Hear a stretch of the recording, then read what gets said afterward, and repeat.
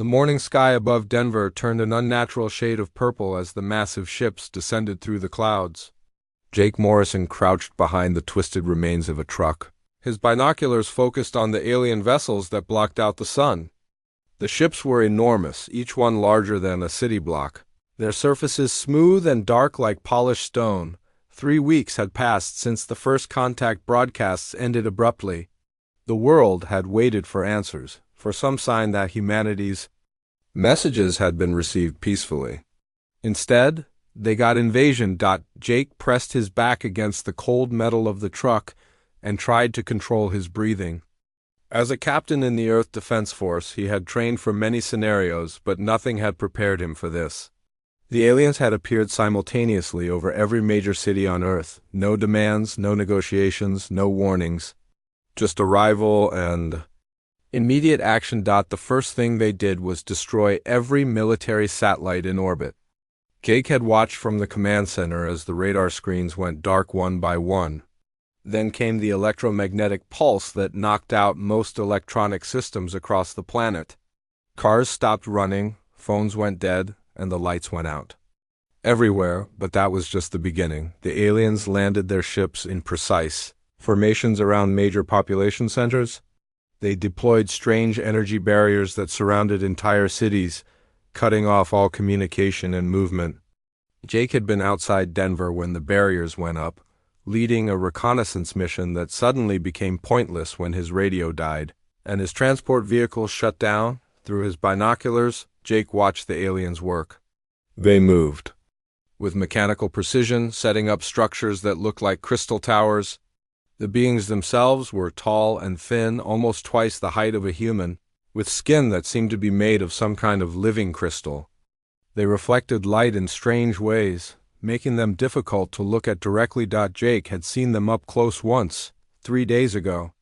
A group of them had been setting up one of their towers near the highway.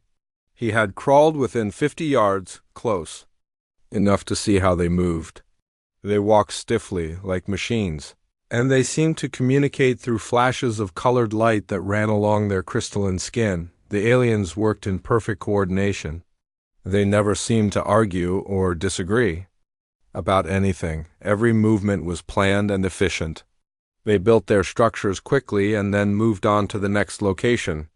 Within a week, they had established control points across the entire continent. Dr. Lisa Carter pushed through the thick brush, her backpack heavy with equipment she had salvaged from the university lab. She had been hiking for 2 days, trying to reach the location where Jake's team had made camp. The aliens had taken over the major cities, but they seemed less interested in the wilderness areas. Lisa was a xenobiologist, one of the few people on Earth who had actually studied the possibility of alien life. When the ships first appeared, she had felt a mixture of excitement and terror.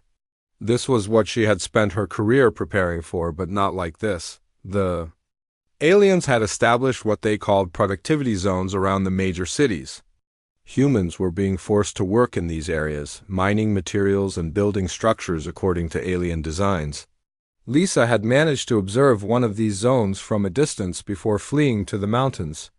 The humans working there moved slowly, like people who had given up hope. She found Jake's camp just as the sun was setting. The former military base was hidden in a valley between 2 peaks, invisible from the air. Jake had chosen the location well. There were about 30 people there, mostly soldiers and civilians who had escaped the initial capture. Jake greeted Lisa with a tired smile. His uniform was dirty and torn, but his eyes were still alert. "Dr. Carter, I was hoping you would make it." Lisa sat down on a log near the small fire they had built. "I brought some equipment from the lab. Microscopes, sample containers, basic analysis tools. I thought we might need to study them." Jake nodded. "We need to understand what we're dealing with. They're not like anything we expected." Over the next hour, Lisa shared what she had learned. During her escape from the city, the aliens seemed to follow a very specific pattern in their occupation. They would establish control over the major infrastructure first, then set up their energy barriers, then begin organizing the human population into work groups. "They've done this before," Lisa said, warming her hands over the fire. "The way they work It's too organized, too efficient. They know exactly what they're doing. Jake pulled out a hand-drawn map. We've been watching them for 3 weeks. They have the same setup in every city. Same types of buildings, same patrol patterns, same work schedules. It's like they're following a manual. Lisa studied the map. What about resistance? Are people fighting back? Jake's expression darkened. Some tried. The aliens have weapons that can stun or kill from a distance. They don't seem to have any trouble controlling crowds of humans. Most people just gave up after the first few days. Amy Rodriguez approached the fire, her military gear adapted for mountain survival. She had been a Marine sergeant before the invasion, and she had the look of someone who was not planning to give up anytime soon. "I've been scouting the supply routes," Amy said. "The aliens are moving materials between their sites using ground transports. They're not using their flying ships for everything." Jake looked up with interest. "That's good intelligence. Are the transports guarded?" Amy sat down and pulled out her own rough map. "Some are, but they don't seem to expect trouble. Their guards are positioned to watch for large groups, not small teams." Lisa listened to the conversation with growing understanding. The aliens had conquered Earth using overwhelming technological superiority, but they were now operating as if the war was over. They had established their control and moved on to the next phase of their plan. "They're treating us like a conquered species," Lisa said, "like we're no longer a threat." Jake nodded. "That might be their mistake." The conversation was interrupted by the arrival of Pete Williams, a former engineer who had been working on adapting their remaining equipment for basic communication.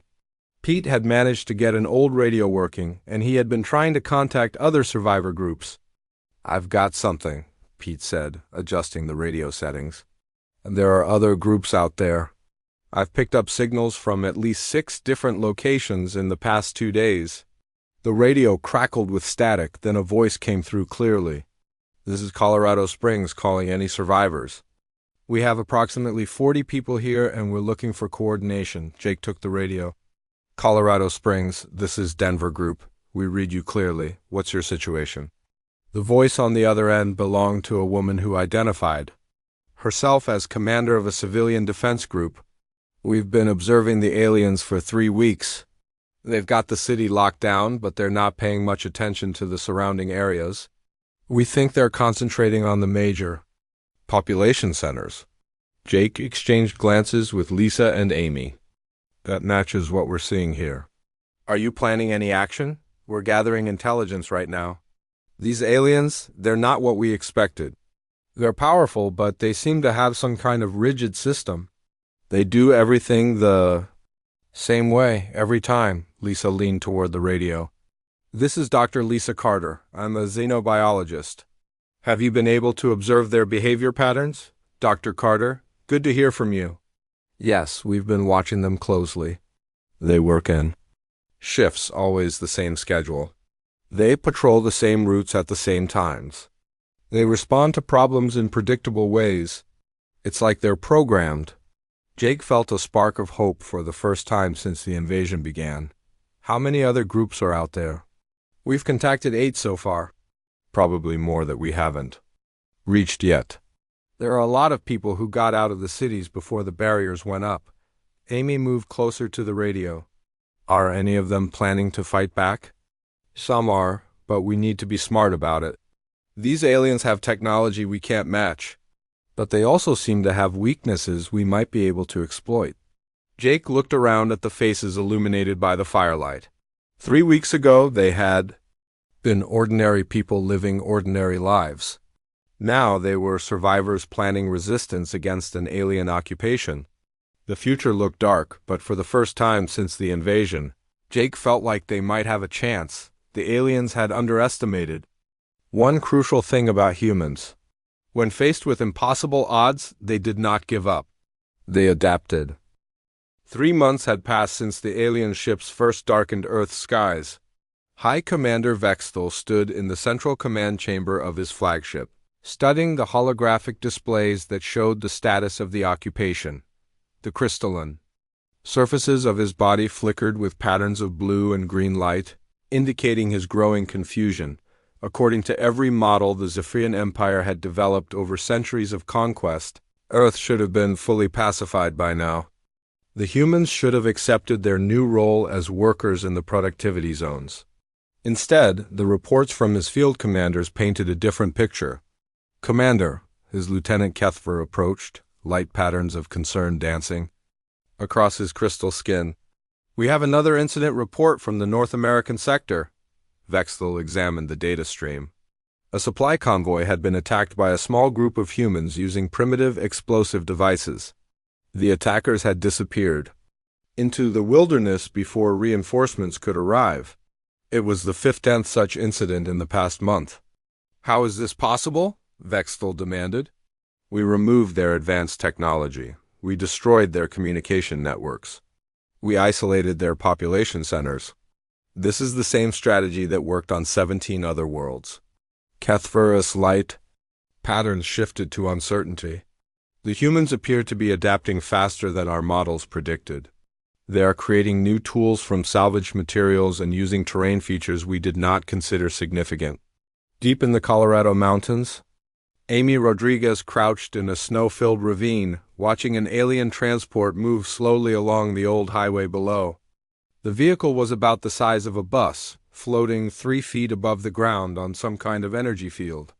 2 alien guards walked beside it, their crystalline forms reflecting the morning sunlight. Amy had been planning this attack for 2 weeks. She had studied the transport schedules, mapped the terrain, and prepared her equipment. The explosive device she carried was made from fertilizer, diesel fuel, and electronic components salvaged from abandoned cars.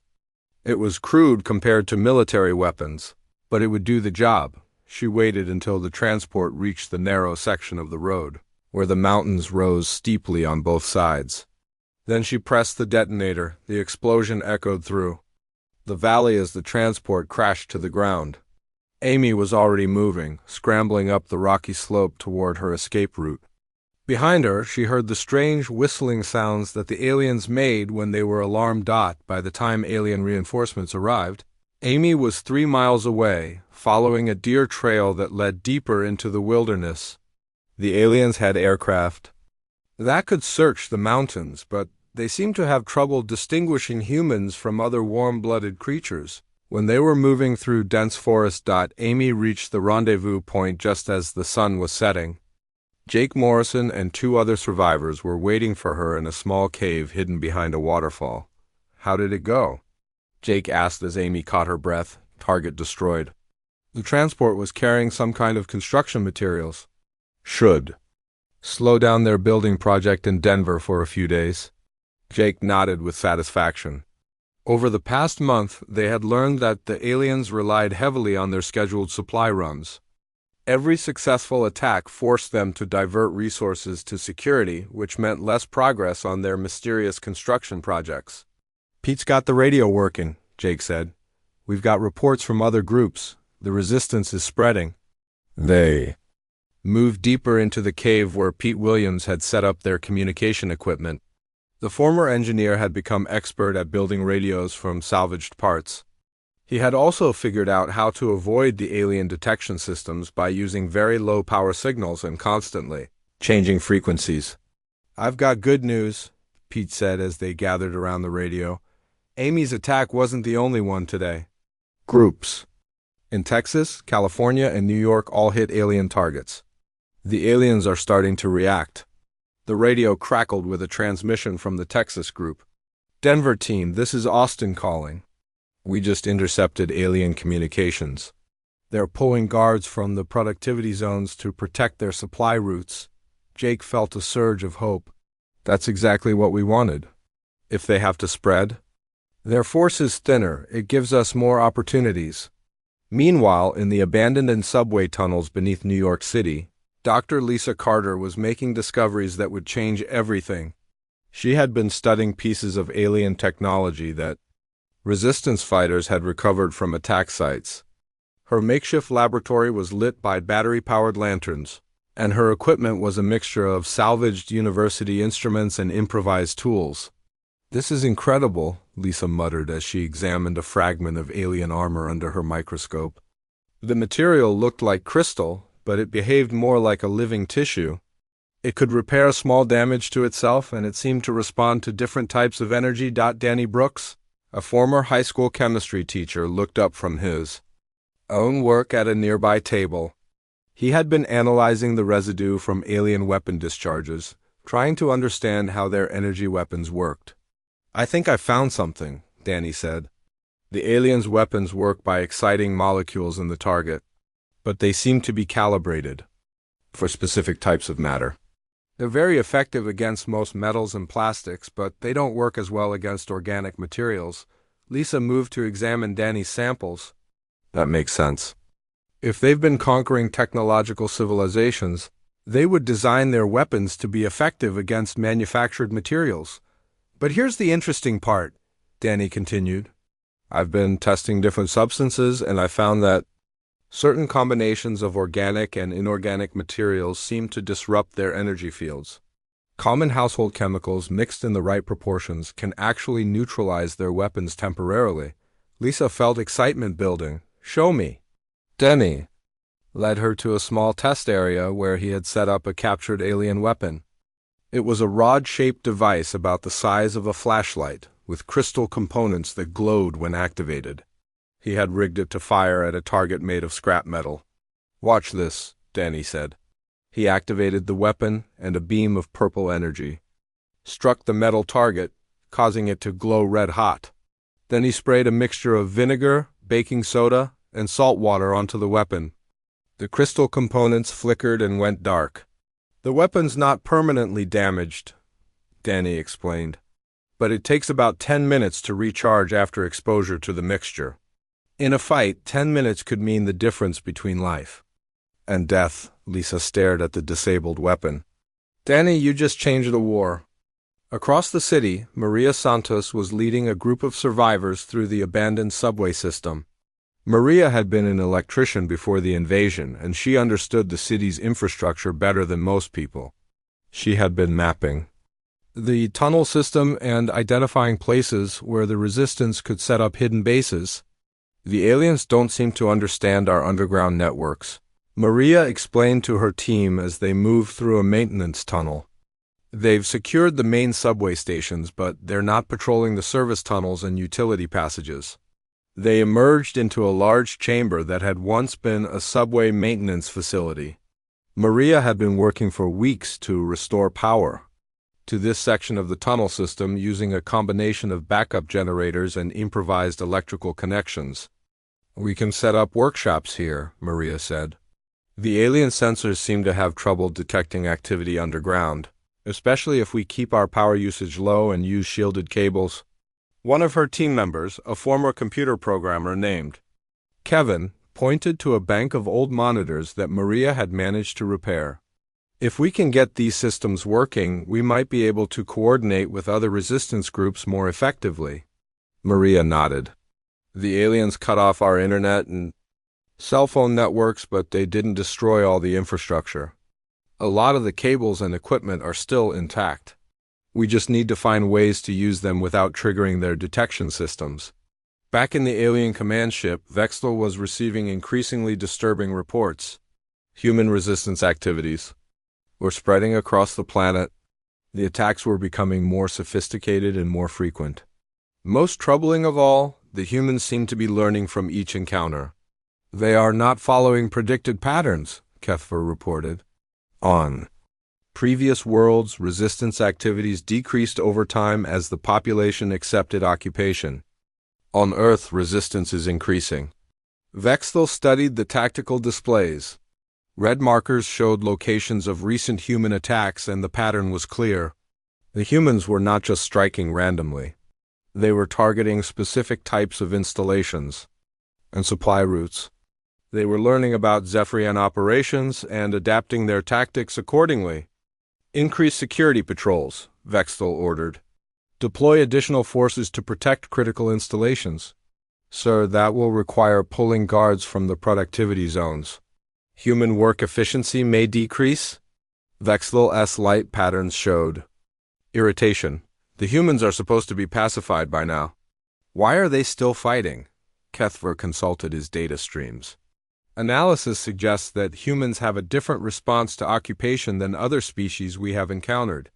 They appear to become more organized and more creative when faced with challenges rather than less. 6 months after the invasion, the resistance had grown into something the aliens never expected. What started as scattered groups of survivors had become a network of fighters spread across the entire planet. Rachel Stone crouched on the roof of an abandoned warehouse, adjusting the satellite dish she had spent 3 weeks modifying. Rachel had been a NASA engineer before the aliens arrived. Now she was using her knowledge of satellite communications to do something the aliens thought was impossible. She was jamming their communication signals. "Are you ready down there?" Rachel called quietly to her team below. "Ready," came the reply from Tony Martinez, a former Air Force technician who had helped her build the jamming device. "We've got about 15 minutes before their patrol comes back." Rachel made the final connections and activated the device. Immediately, the alien communication tower in the distance began to flicker. The steady blue glow that had been constant for months started to pulse irregularly. "It's working," Tony whispered excitedly. "Their signals are getting scrambled." 3 miles away, an alien patrol suddenly stopped moving. The crystalline beings stood motionless for several seconds, their body lights flashing in confused patterns. Without their communication network, they seemed unable to coordinate their actions. Rachel smiled grimly. The aliens had superior technology, but they had made it too complicated. Their communication system was designed to be efficient and secure, but that also made it vulnerable to the right kind of interference. A simple device built from salvaged electronics could disrupt their entire network in a local area. "Pack it up," Rachel ordered. "We need to be gone before they figure out what happened." Meanwhile, in the underground laboratory beneath New York, Dr. Lisa Carter was making another breakthrough. She had been studying the alien prisoners that resistance fighters had managed to capture.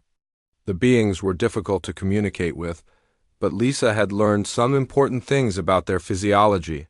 "They're not as different from us as they appear," Lisa explained to Danny Brooks and the other scientists who had joined her underground research team.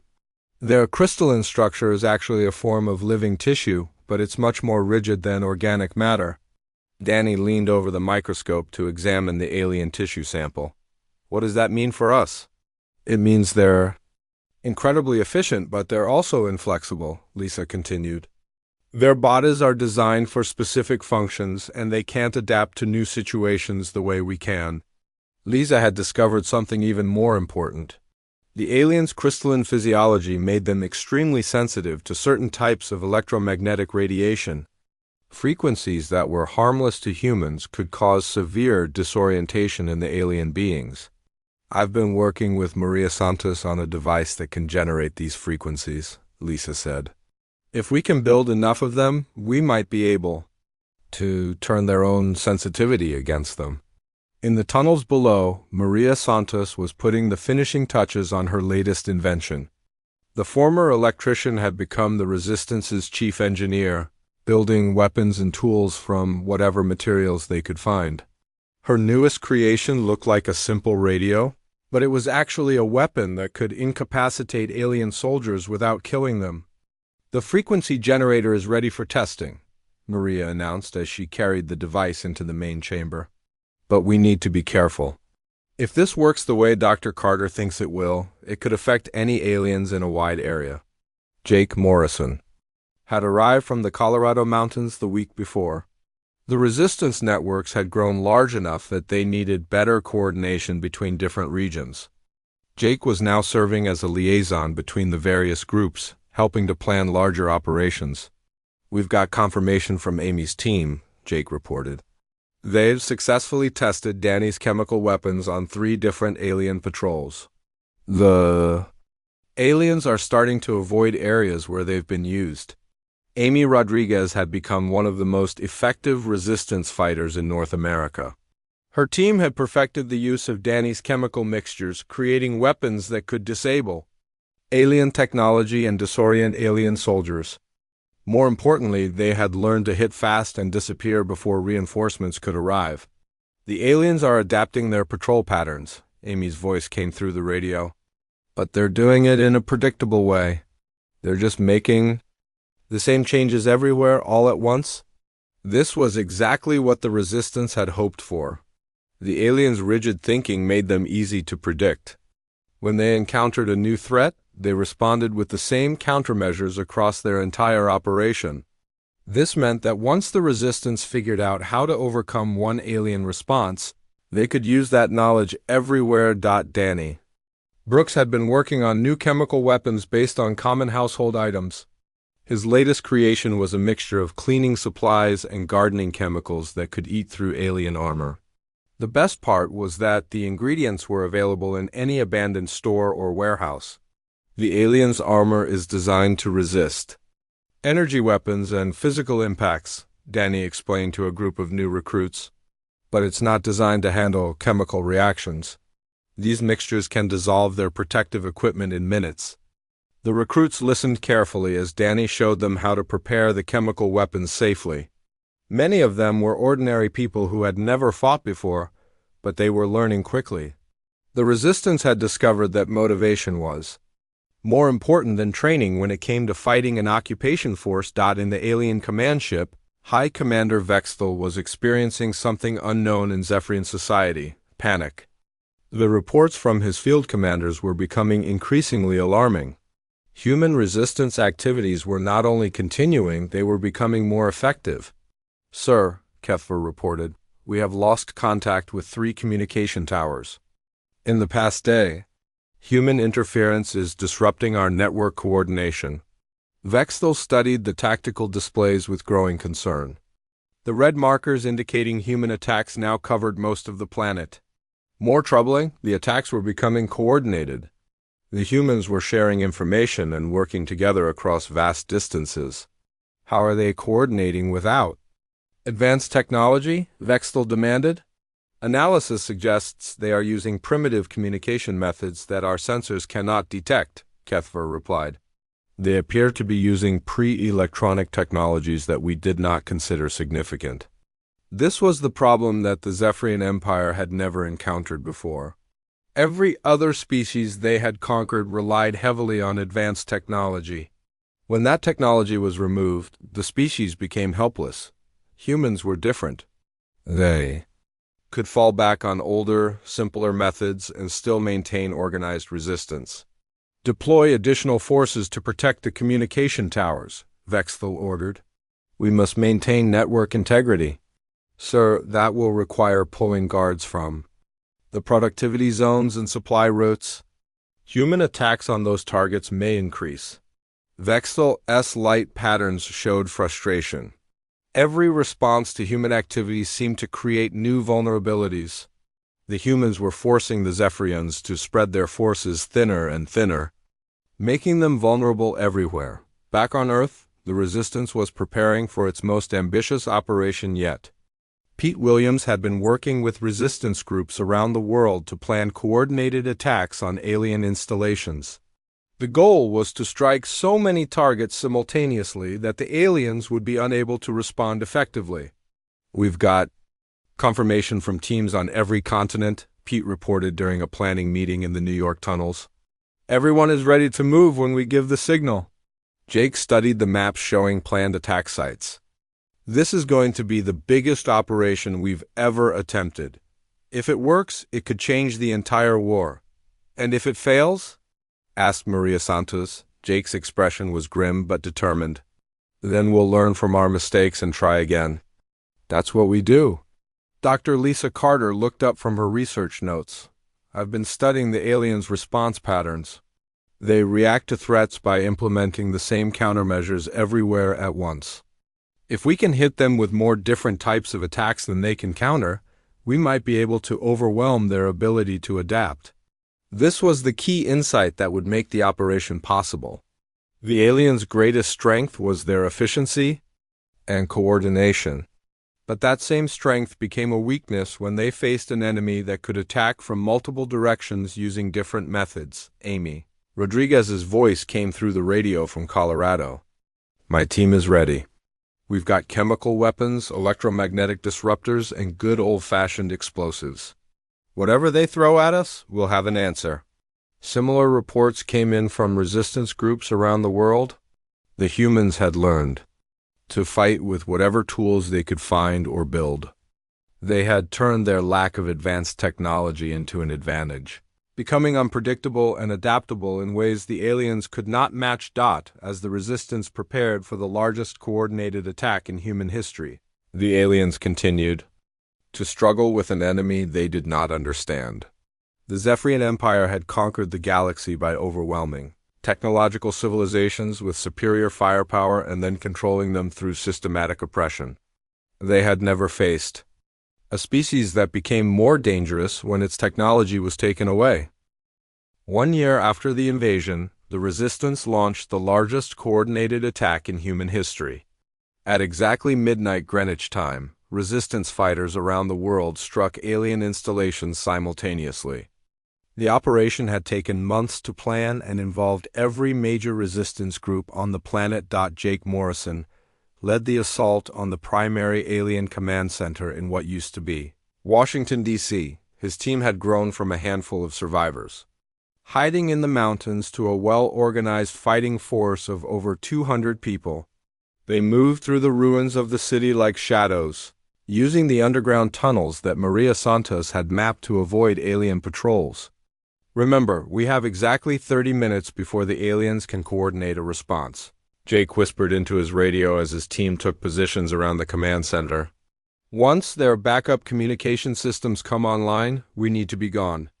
The alien command center was a massive crystal structure that rose from the ruins of the Capitol building. It pulsed with blue and green lights, and strange energy fields surrounded it like a protective shell. The aliens had built it to be impregnable, but they had not considered the possibility of an attack using multiple different methods at the same time. Amy Rodriguez positioned her team on the east side of the building. They carried chemical weapons that Danny Brooks had designed specifically for this mission. The mixture could eat through alien energy shields when applied in the right concentration. "Chemical team in position," Amy reported, ready to begin shield disruption.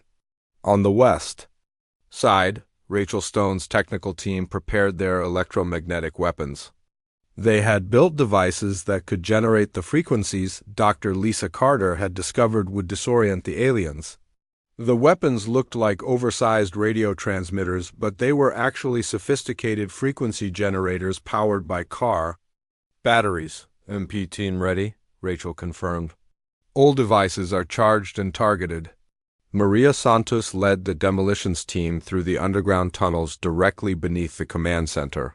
Her explosives were made from fertilizer and diesel fuel, but she had placed them with the precision of an engineer. When they detonated, they would damage the foundation supports that the aliens relied on to anchor their energy fields. "Demo team in position under the target," Maria reported. "Charges are set and ready." Similar operations were taking place simultaneously around the world. In London, resistance fighters were attacking the European command center. In Tokyo, another team was targeting the Asian headquarters. In Sydney, fighters were striking the Pacific command post. Every major alien installation on Earth was under attack at the same moment. The aliens had never faced anything like this. Their previous conquests had involved fighting centralized military forces that could be defeated in large battles. The human resistance was different. It was spread out, decentralized, and attacking from multiple directions using methods the aliens had not prepared for. "Execute Phase 1. Jake ordered. Amy's team began spraying their chemical mixture onto the energy shields surrounding the command center. The shields flickered and sparked as the chemicals disrupted their molecular structure. Within minutes, large sections of the protective barrier began to fail. "Shields are weakening," Amy reported. "Chemical attack is effective." At the same moment, Rachel activated the electromagnetic weapons. The frequency generators sent invisible waves of energy toward the alien defenders. The crystalline beings immediately began to show signs of distress. Their coordinated movements became jerky and confused, and their light-based communication system started to malfunction. "EMP weapons are working," Rachel confirmed. "Alien defenders are disoriented." Below ground, Maria detonated her explosives. The carefully placed charges sent shockwaves through the foundation of the command center. The entire structure shuddered, and several of the crystal towers began to lean at dangerous angles. "Foundation damage confirmed," Maria reported. "The building is unstable." Jake's assault team moved forward through the gaps in the failing shields. They encountered alien defenders, but the electromagnetic weapons had left the crystalline beings unable to coordinate their response. Individual aliens were still dangerous, but they could not work together effectively. The humans had learned to fight as small, independent teams that could adapt to changing situations. When one approach failed, they immediately tried another. When aliens blocked one route, the humans found 3 different paths to their objective. Tommy Chun, a former Air Force pilot who had joined Jake's team, led a group of fighters equipped with homemade flying machines. They were built from hang glider frames and powered by motorcycle engines, but they could carry explosive payloads and were small enough to avoid most alien defenses. "Air support moving in," Tommy reported as his improvised aircraft whipped toward the command center. Beginning bombing run on the upper levels. The sight of humans attacking from the air shocked the alien defenders. They had not expected the primitive resistance to develop aircraft capability. Their anti-aircraft defenses were designed to counter. Advanced military jets, not hang gliders with bombs strapped to them, Tommy's team dropped their explosives with deadly accuracy. The upper levels of the command center erupted in flames and smoke. Critical equipment was destroyed, and the aliens' ability to coordinate their forces was severely damaged. Inside the alien command ship orbiting Earth, High Commander Vexthul watched in horror as his carefully organized occupation began to collapse. Reports were coming in from command centers around the world. Every major installation was under attack, and his forces were unable to mount an effective defense. "Sir, we are losing contact with ground installations across the planet," Kethver reported, his crystal body flashing with patterns of panic. "The humans are attacking everywhere at once using methods we did not anticipate." Vexthul studied the tactical displays. The humans were not just attacking randomly. They were targeting specific systems that were critical to Zephyrian operations. Communication networks, power generation facilities, command centers, and supply depots were all under simultaneous assault. How are they coordinating these attacks without advanced technology? Vexthul demanded. "Analysis indicates they are using primitive communication methods and pre-planned timing," Kethver replied. "They appear to have spent months preparing for this operation without our knowledge." This was the fundamental problem the Zephyrians faced. Their technology was designed to detect and counter advanced electronic communications. They could intercept radio signals, hack computer networks, and jam sophisticated equipment. But they could not stop humans from using simple methods like written messages, predetermined timing, and basic signal systems back on Earth. The Resistance was achieving victories beyond their wildest hopes. Dr. Lisa Carter's team had successfully captured the alien research facility in New York. The crystalline beings inside had been incapacitated by electromagnetic weapons, and the humans were now studying alien technology that had never been examined before. "We've got access to their main computer systems," Lisa reported excitedly. "The information in here could change everything." The captured alien databases contained detailed records of the Zephyrian Empire's previous conquests. Lisa discovered that the aliens had conquered 17 other worlds, using exactly the same methods they had tried on Earth. Every operation had followed an identical pattern: overwhelming technological assault, followed by systematic suppression of resistance, followed by complete pacification within 6 months. "They've never failed before," Lisa told her team as they studied the alien records. "Every other species they conquered gave up once their technology was removed. We're the first ones to keep fighting." More importantly, the databases contained information about other species that were still under Zephyrian control. Worlds full of intelligent beings who had been enslaved for decades, waiting for someone to prove that the Empire could be defeated. "If we can get this information to the other worlds," Lisa realized, "we might be able to start uprisings across the entire galaxy." Danny Brooks made his own breakthrough at the captured research facility. He discovered that the aliens had been studying human psychology and biology, trying to understand why their standard pacification methods were not working. The research files contained detailed analysis of human adaptability and creativity. "They're actually afraid of us," Danny announced to the group. "Their own research shows that humans are more adaptable than any species they've ever encountered. They don't know how to deal with an enemy that keeps changing tactics." Meanwhile, Amy Rodriguez's team had successfully captured a high-ranking alien commander during the attack on the Washington Command Center. The being was unconscious but alive, making it the highest-value prisoner the Resistance had ever taken.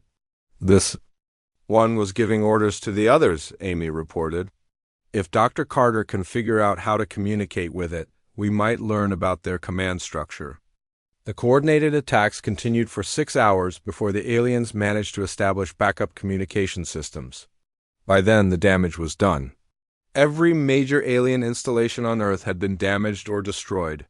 The Resistance had captured alien technology, prisoners, and most importantly, information that could change the entire war. 18 months after the invasion, the Zephyrian Empire was crumbling. High Commander Vexville stood alone in his command chamber, watching as reports of uprisings poured in from across the galaxy. The humans had done something no other species had ever accomplished. They had inspired a galactic revolution. The rebellion had started when Dr. Lisa Carter's team successfully decoded the alien communication systems and began broadcasting to other enslaved worlds. The message was simple but powerful. Earth had proven that the Zephyrian Empire could be defeated. The aliens were not invincible. Freedom was possible. One by one, the conquered worlds began to fight back. The Altarians, enslaved for 30 years, rose up using modified mining equipment as weapons. The Centauri colonies, occupied for 2 decades, began sabotaging alien installations. Even the peaceful vegan system started coordinating resistance activities on Earth. Jake Morrison stood on the observation deck of a captured alien starship, looking down at the planet that had become the center of the Galactic Rebellion. The ship had been renamed the Liberty, and it now served as the flagship of the human resistance fleet. The fleet was a mixture of captured alien vessels and hastily rebuilt human spacecraft, but it was growing stronger every day. "Commander Morrison," came a voice from behind him. Jake turned to see Captain Sarah Williams, formerly Maria Santos, approaching with the latest intelligence reports. She had been promoted after successfully leading the engineering teams that figured out how to operate captured alien technology. "What's the situation, Captain?" Jake asked. "The Zephyrian fleet is retreating from the outer systems," Sarah reported. "They're pulling back to defend their core worlds, but they're facing uprisings everywhere. Our broadcasts have reached every enslaved system in the galaxy," Jake nodded with satisfaction. The humans had not just won their own freedom. They had become the spark that ignited liberation movements across dozens of worlds. The alien empire, that had seemed so powerful 18 months ago, was now fighting for its survival. Amy Rodriguez entered the observation deck, her uniform bearing the insignia of the Resistance Special Forces. She had become one of the most effective military commanders in the human fleet, leading strike teams that could adapt to any situation. "We just received a communication from the Altarian Resistance," Amy announced. "They've successfully captured their system's main communication hub. They're ready to coordinate joint operations with our fleet." This was exactly what the Resistance had hoped for. The different alien species were learning from human tactics and adapting them to their own capabilities. Each species brought unique strengths to the fight, creating a diverse coalition that the rigid Zephyrian military could not counter effectively. Dr. Lisa Carter worked in the ship's laboratory, studying the final pieces of the puzzle that would end the war. She had been analyzing the Zephyrian command structure and had discovered their greatest weakness. The Empire was controlled by a central intelligence system that coordinated all military and administrative functions across the galaxy. "If we can reach their central command world," Lisa explained to the assembled resistance leaders, We can disrupt the entire empire. Their rigid command structure means that, without central coordination, their forces will be unable to function effectively. Danny Brooks, now serving as the fleet's chief scientist, had been working on weapons specifically designed to exploit Zephyrian vulnerabilities. His latest creation was a chemical compound that could disrupt the crystalline matrix that formed the aliens' bodies. It would not kill them, but it would force them into a dormant state until they could be properly treated. "We can end this war without genocide," Danny said. "The Zephyrians aren't evil, they're just inflexible. If we can stop their military operations, we might be able to negotiate a peaceful solution." This represented something unique in galactic history. The humans were fighting for freedom, but they were not seeking revenge or conquest.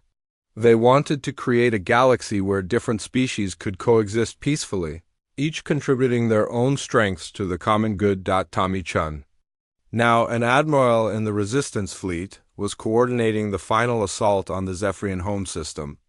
His improvised aircraft had evolved into a sophisticated space fighter squadron that could outmaneuver anything the aliens had built. "The alien defenses are designed to counter conventional fleet tactics," Tommy reported during the mission briefing. "But our mixed fleet of human and alien ships can attack from directions they don't expect." Pete Williams, serving as the fleet's communications specialist, had established contact with resistance groups throughout the galaxy. The coordination network he had built using simple radio technology had grown into a sophisticated interstellar communication system. "We have confirmation from 17 different systems," Pete announced. "Everyone is ready to launch simultaneous attacks when we give the signal. The Zephyrians will be facing uprisings on every front."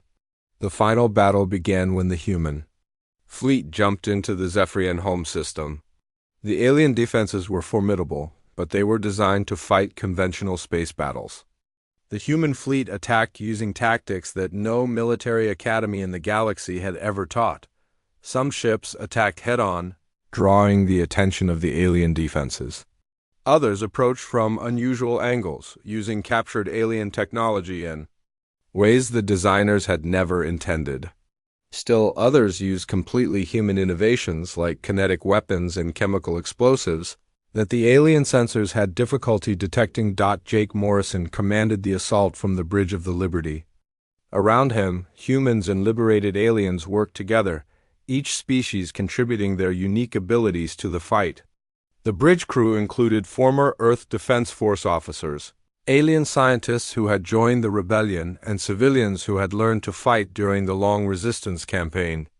"All units begin the final assault," Jake ordered. The battle raged across the Zephyrian home system. Human fighters darted between massive alien battleships, targeting critical systems with precision strikes. Captured alien vessels turned their weapons against their former masters.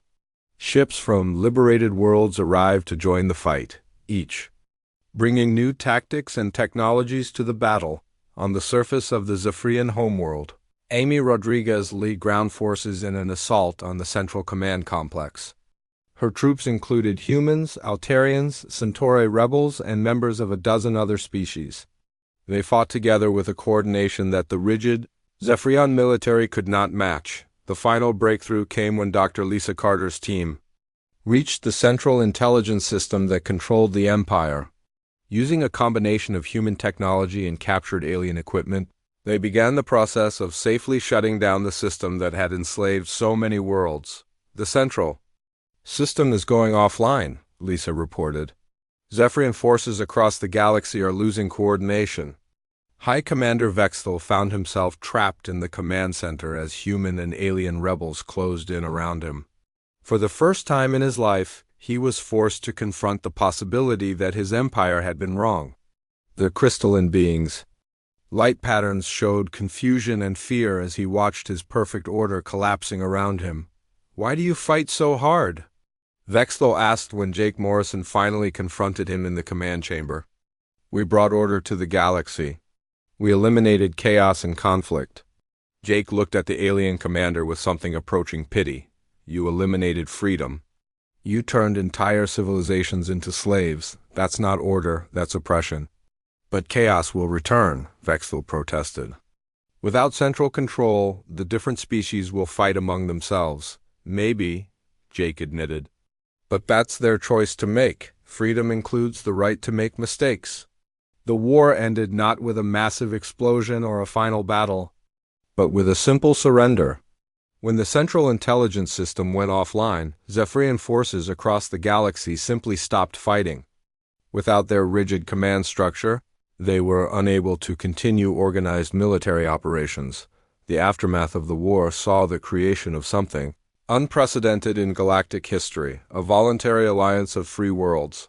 Each species maintained its independence but worked together on projects that benefited everyone.